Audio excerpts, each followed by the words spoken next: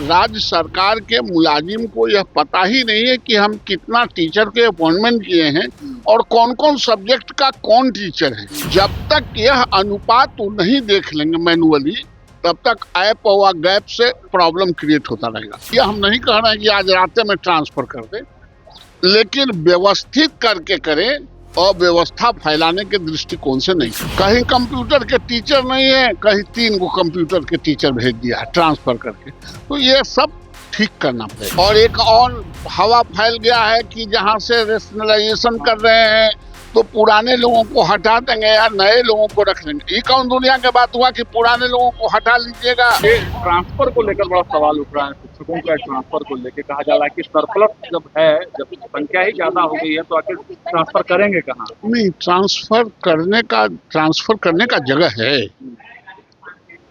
कहीं शिक्षक अधिक हैं से जितने नए नवसृजित विद्यालय हैं उसमें सिंगल अधिसूचना करके ट्रांसफर करके और शिक्षकों को भर दिया गया है। और जहां पढ़ने लायक बच्चे हैं, पढ़ते जहां बच्चों की संख्या है वहां नहीं है टीचर। जैसे मिलर स्कूल में 80 और 85 टीचर रहते थे, अभी माध्यमिक उसके 6 से 8 टीचर बचे हुए हैं और बच्चे बहुत हैं। और कुछ ऐसे भी विद्यालय भी हैं नवसृजित जो पटना के किनारा में है, वो उसमें बच्चे 50 गो 70 गो हैं और टीचर 30 गो और 25 गो और 40 गो हैं। अनुपात ठीक नहीं है। नहीं, अनुपात ठीक नहीं है और सब्जेक्ट वाइज टीचर नहीं है। यही सवाल तो ब्रजवासी भी उठा रहे हैं। तो सब्जेक्ट वाइज, जब राज्य सरकार के मुलाजिम को यह पता ही नहीं है कि हम कितना टीचर के अपॉइंटमेंट किए हैं और कौन कौन सब्जेक्ट का कौन टीचर है और किन किन स्कूलों में किस सब्जेक्ट के खाली है, जब तक यह अनुपात वो नहीं देख लेंगे मैनुअली, तब तक ऐप और गैप से प्रॉब्लम क्रिएट होता रहेगा। तो सरकार के समक्ष तो कई चीजें रखी गई, लेकिन सरकार तो मंत्री जी भी मानने को तैयार नहीं हो रही। आराम से सब कुछ हो रहा है। नहीं, आराम से करें, ये हम नहीं कह रहे हैं कि आज रात में ट्रांसफर कर दें, लेकिन व्यवस्थित करके करें और व्यवस्था फैलाने के दृष्टिकोण से नहीं करें। मंगानी होगी ना, रिक्तियां भी मंगानी होगी और रिक्ति सिर्फ नहीं, सब्जेक्ट वाइज जानकारी लेना पड़ेगा। और एक और हवा फैल गया है कि जहां से रेशनलाइजेशन कर रहे हैं तो पुराने लोगों को हटा देंगे या नए लोगों को रख लेंगे। ये कौन दुनिया की बात हुआ कि पुराने लोगों को हटा लीजिएगा।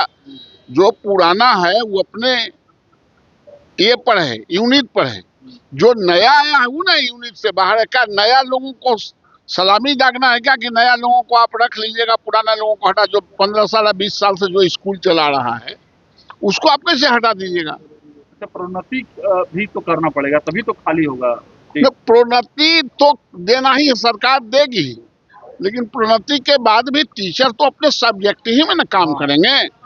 जब तक विषयवार नहीं होगा, स्कूल वाइज नहीं होगा, और एक और कहीं सिस्टम लगा दिया कि स्कूलों से यूनिट घटाने लगा आंख मूंद के, तो जो बचा खुचा है वह भी खत्म। लगता है कि TRE 4 भी अब लेट हो जाएगा इसके वजह से, क्योंकि कोई समय नहीं बन रहा है। अरे TRE 4 से पहले जो TRE 3 और TRE 1 और TRE 2 में अपॉइंट किए, ये तो देखें कि हम कौन कौन सब्जेक्ट के कितना अपॉइंटमेंट किए हैं, राज्य को शिक्षक कितना चाहिए और कितना शिक्षक है, किस सब्जेक्ट का टीचर चाहिए और किस सब्जेक्ट का टीचर है।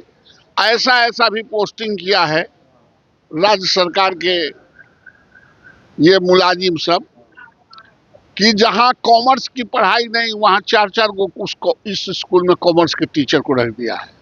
कहीं कंप्यूटर के टीचर नहीं है, कहीं 3 गो कंप्यूटर के टीचर भेज दिया है ट्रांसफर करके। तो ये सब ठीक करना पड़ेगा। पूरा अव्यवस्था है अभी, पूरी तरह से अव्यवस्था है।